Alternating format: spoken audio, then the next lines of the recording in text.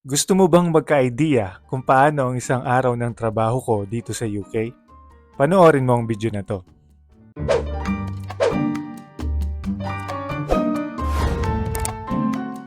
Hello guys! Welcome dito sa OFW in UK. Ako nga pala si Michael at nurse ako dito sa UK. I have been working for the NHS for almost 2 years now. Sa video natin ngayon, ipapakita ko ang routine ng araw ko kapag may duty ako sa ospital. At sa bidyong ito, ipapakita ko yung aking night shift. Yung mga clips na makikita nyo sa video na to ay sinot sa iba't ibang oras at inedit para makabuo ng isang istorya. Ito ay base sa aking experience at maaring magkaiba ito sa experience ng iba. And it goes a little something like this.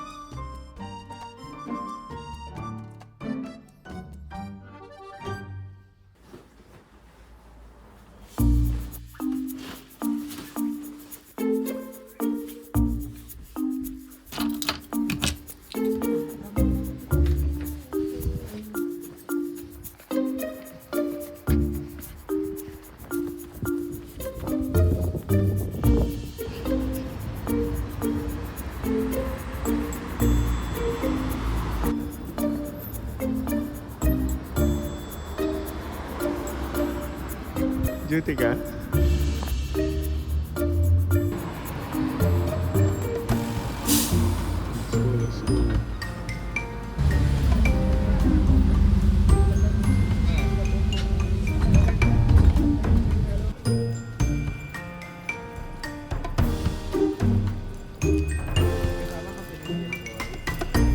Ngayon, wala.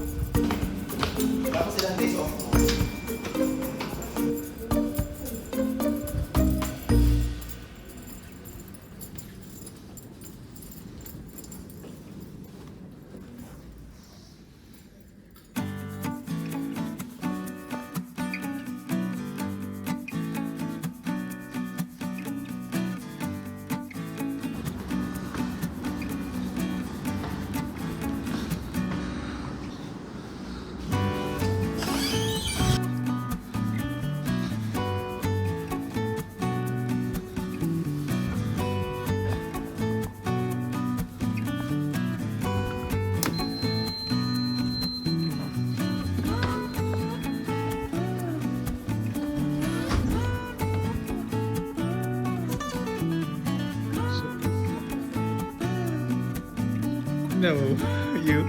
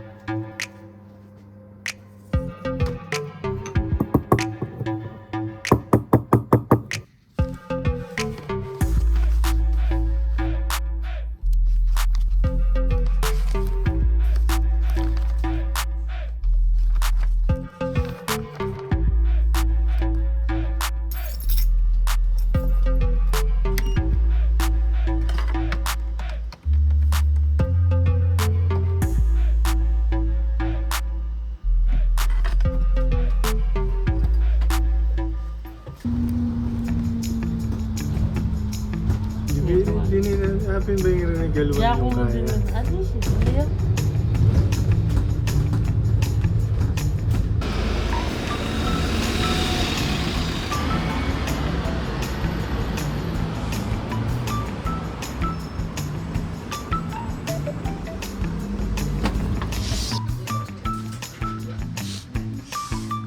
Dimdam Kenya. Mahirap ang nilalawin na.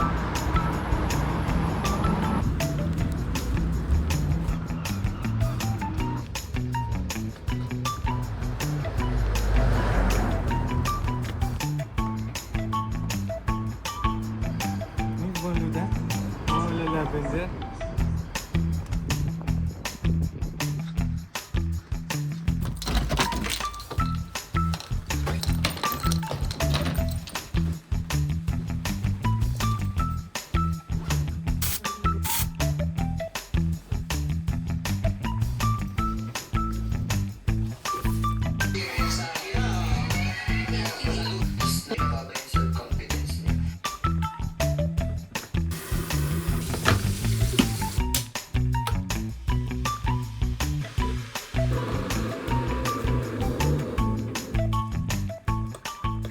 So ayan guys, ang glimpse ng aking isang duty working as a nurse dito sa UK. Nakauwi na ako ngayon and nagtsatsa muna ako bago magpainit ng mga pagkain na niluto ko beforehand. Pahinga muna, then painit ng pagkain, nod-nod ng konting YouTube, and then tulog na kasi duty pa ulit mamaya. So ito yung first night ko sa aking 3 days na night shifts. So, ganun yung routine ko every night. Checking muna ng mga patients after ng safety brief at handover. And then, yung kanilang observations. Since nasa stroke neurology ward ako, we do neuro observations as well. Then, after that, yung mga turns namin, ginagawa ko na din. Lalo na dun sa mga priority na patients. Yung mga deteriorating patients, mga end-of-life patients. And then, start na ako sa medications. Habang gising pa yung mga pasyente ko, inuuna ko na yung mga oral medications. And then, I do my IVs. Then, my charting. So, after nun,